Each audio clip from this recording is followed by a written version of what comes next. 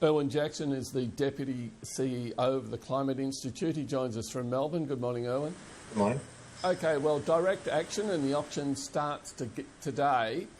Will it work? Well, the direct action plan isn't a sustainable or credible long-term climate policy.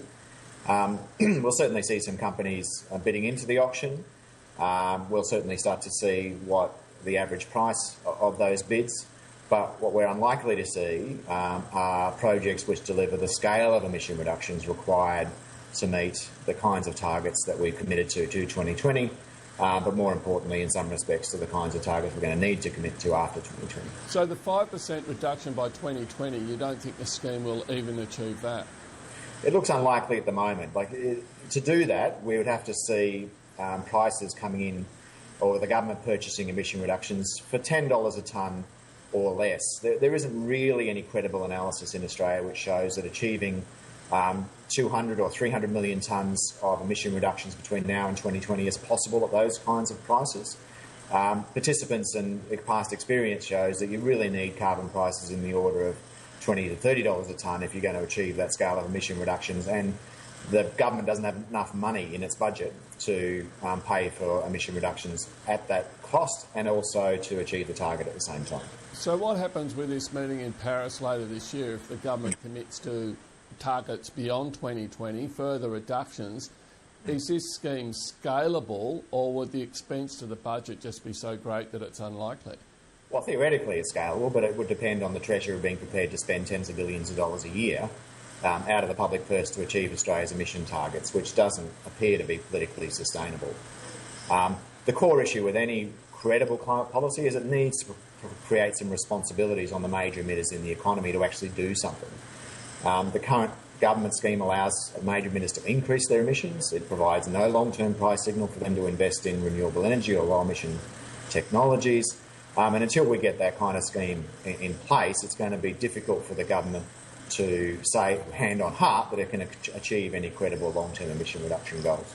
So the reports I've seen suggest that there's a lot of, say, farmers, there's some carbon sink plans, if I can put it like that, but that the big electricity generators, the big polluters, aren't buying into the scheme at this stage. Now, is that what you've heard, and does that make sense to you?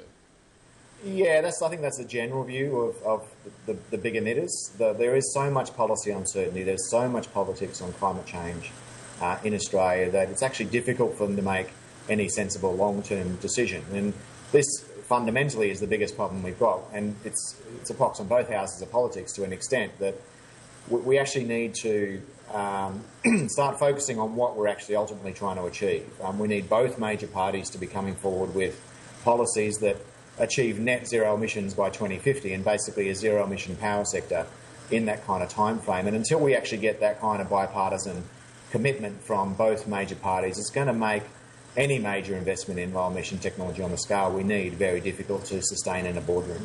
Now, Erwin, you've cast doubt on this scheme. You said that you don't think it will work. When will we know whether or not it's worked, and how clear will that be? Well, we probably actually won't know in reality for a couple of years. Where the first auction that we're likely to see is going to be limited in the types of projects that will come forward.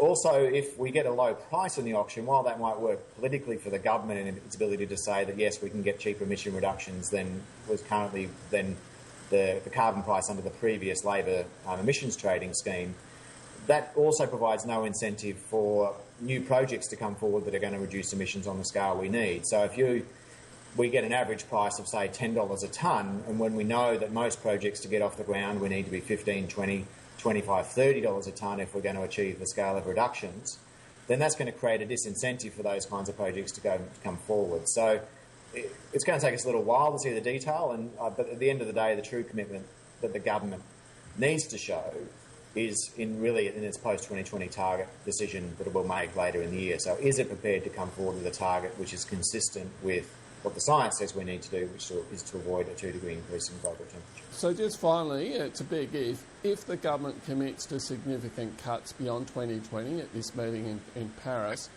will it really need to revisit the scheme? Will it really need to come up with a different plan to reach a more ambitious target?